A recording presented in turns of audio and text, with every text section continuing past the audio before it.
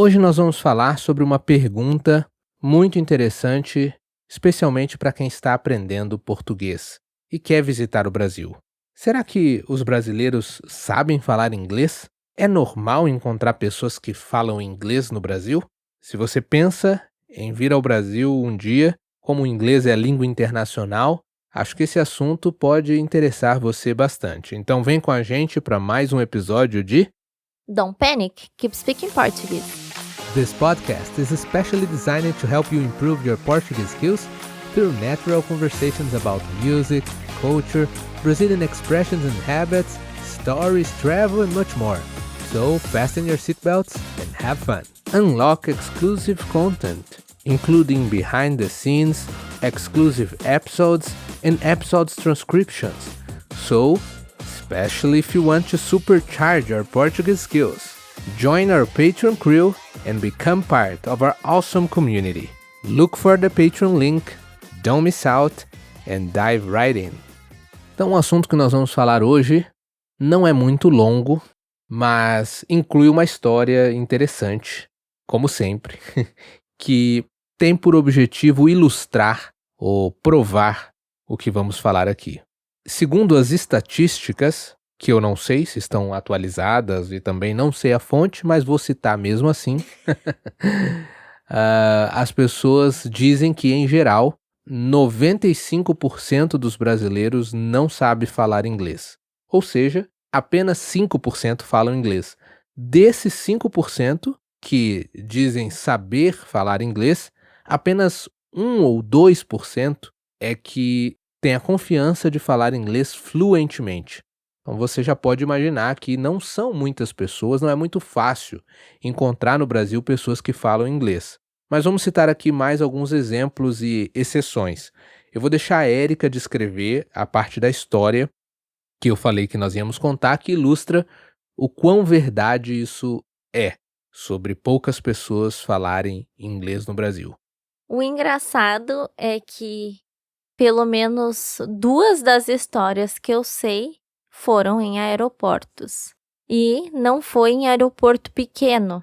Uma foi, até a gente já mencionou, foi quando nós fomos ao Rio de Janeiro, ano passado. E daí lá tivemos um problema com o nosso voo, que atrasou, e enfim. Só que o funcionário da companhia aérea não sabia inglês e tinha um pessoal da Alemanha querendo saber o que é que estava acontecendo. Então o funcionário colocou no Google Tradutor o que tinha acontecido, que o voo tinha atrasado. Talvez esse funcionário esteja nessa estatística dos 5% que diz saber inglês, que ele deve ter dito que sabia falar inglês no currículo, mas que não tem a confiança necessária para falar fluentemente quando a situação exige. E a outra ocasião foi quando nós fomos ao Amazonas, e daí na volta no aeroporto, eu estava esperando o Hugo, eu já tinha passado pelo detector de metais e estava esperando o Hugo, que ele teve que resolver alguma coisa. Nesse período em que eu estava esperando o Hugo, eu vi um pessoal que não eram brasileiros passar pelo detector de metais e daí foi pedido para que eles abrissem a mala, porque o detector de metais tinha acusado algum problema ali na mala do pessoal. Aí quando foi aberta a mala deles, encontrou-se uma garrafinha de água. Uma garrafinha de água de 500 ml. E a pessoa, funcionária do aeroporto, queria que eles se desfizessem do líquido.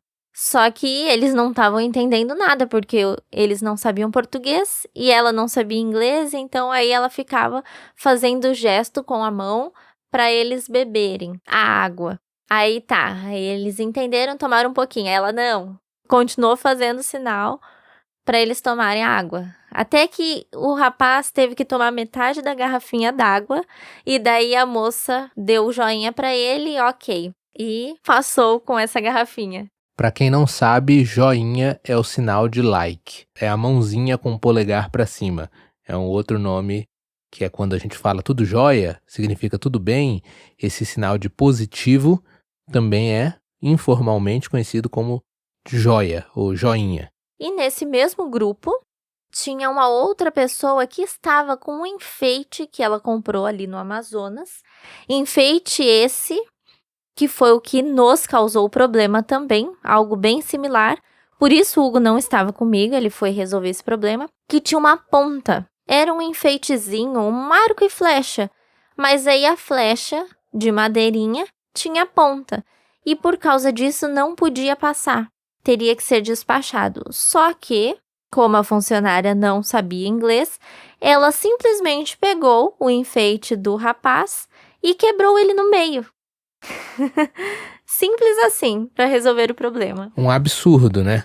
Porque nós que entendemos português, sabendo do problema, de qual era o problema, tivemos a opção de escolha, saber o que fazer com aquele enfeite, o que fazer com aquela flecha pequenininha, que era um souvenir, né? Uma lembrança do Amazonas. Eu poderia ignorar ela, deixar ela e levar só o arco, por exemplo, ou eu poderia despachar ela para, se eu quisesse levar ela inteira. Essas eram basicamente as opções que eu tinha.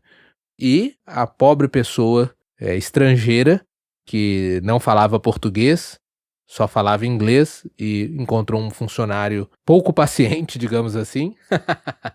Consegui pensar em N adjetivos aqui para usar nesse momento, mas eu filtrei todos. Nenhum foi liberado de ser dito pela minha consciência. Então vamos dizer que era um funcionário com pouco conhecimento e também menos ainda paciência para informar o cliente, o turista, do que havia de errado e o que ele podia fazer. Então fez como a Erika falou, quebrou no meio o enfeite da pessoa, para que a ponta, no caso, que era a ponta da flecha, fosse para o lixo e a pessoa pudesse levar o resto do enfeite, que agora perdeu o sentido total, era só uma vareta de madeira, né? Vamos combinar, que não tem graça nenhuma, né? Eu fico imaginando a reação desses turistas e a decepção. Eu, me colocando no lugar deles, ficaria extremamente irritado e decepcionado com o país se eu fosse tratado dessa maneira.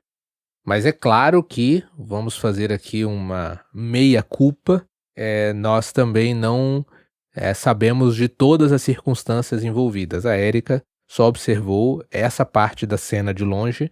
A gente não sabe exatamente nem qual era o nível de inglês desses estrangeiros, né? Estamos assumindo que eles falavam inglês também, mas sei lá, vai que era um idioma que nem eles falavam inglês direito e, enfim, não sabemos, né? Mas a Erika tá dizendo aqui pra mim que ela ouviu eles falando fluentemente inglês, então era possível. Ela disse que quase foi lá ajudar e, e falar inglês pra eles, mas como ela não se sentia também tão confiante no inglês, ela resolveu ficar na dela.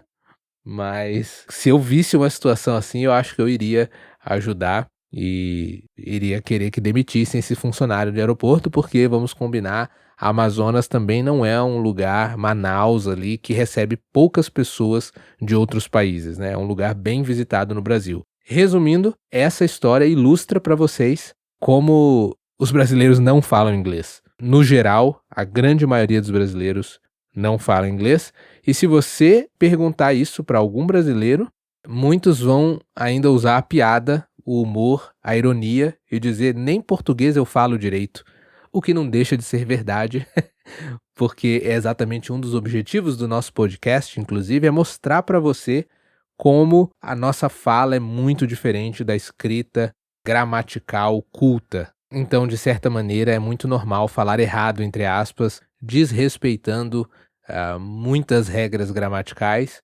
A gente não presta atenção nisso. Eu sei que isso não é assim em outras culturas, em outros países, mas o português brasileiro é bem descontraído, bem informal na maioria das ocasiões. E mesmo quando ele é formal, ele também não é 100% correto gramaticalmente.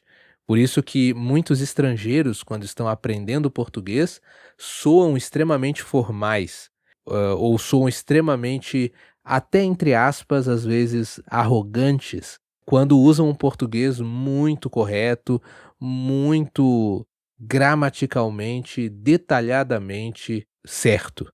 Porque na prática, mesmo em ocasiões formais, é claro que selecionamos melhor as palavras, mas ainda assim muitas vezes cometemos erros que passam despercebido e são normais.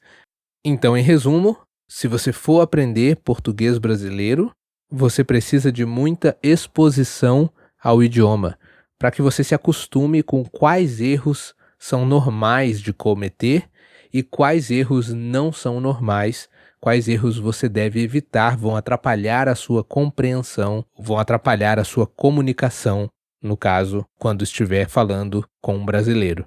E é por isso que estamos aqui, para ajudar vocês nisso. Eu só queria comentar um outro extremo antes de encerrar esse episódio, um outro lado dessa história de brasileiros não falarem inglês, que é, por exemplo, lugares extremamente turísticos como o Rio de Janeiro, mesmo na mais informal das situações, como, por exemplo, vendedores ambulantes, vendedores nas ruas, nas praias, especialmente esses, é muito engraçado de ver como mesmo a pessoa simples, sem muito estudo, ela consegue se virar no inglês ali, pelo menos falando uma palavra ou outra, o necessário para vender o peixe dela, por assim dizer. Mesmo que ela não esteja vendendo peixe, né? Ela sabe o básico para vender o produto que ela está vendendo ali e ser minimamente educada, brincar com os estrangeiros. Esse é um cenário muito comum de se encontrar, pelo menos no Rio de Janeiro. Em São Paulo, você também vai encontrar mais pessoas que falam o básico do inglês, porém menos descontraídas e informais do que no Rio de Janeiro. Então é um contraste, né? Você pensar nessa história que contamos, se você vê que em 2 aeroportos que recebem muitos turistas, nós vimos funcionários que são bem pagos, eu acredito pelo menos, né? E que trabalham num lugar de, entre aspas, prestígio, que é o aeroporto, lidam com pessoas de muito dinheiro e não sabem falar inglês, não sabem se comunicar com essas pessoas, e ao mesmo tempo do outro lado, ali na rua, na praia, vendendo água, vendendo picolé, vendendo biscoito na rua, você vai encontrar pessoas simples, sem estudo, sem muito prestígio, sem muita frescura, mas que, como a gente diz, se defendem no inglês e sabem o básico para continuar ganhando o pão de cada dia. É o Brasil de contrastes. Esse foi mais um episódio de Don't panic. Keep speaking Portuguese.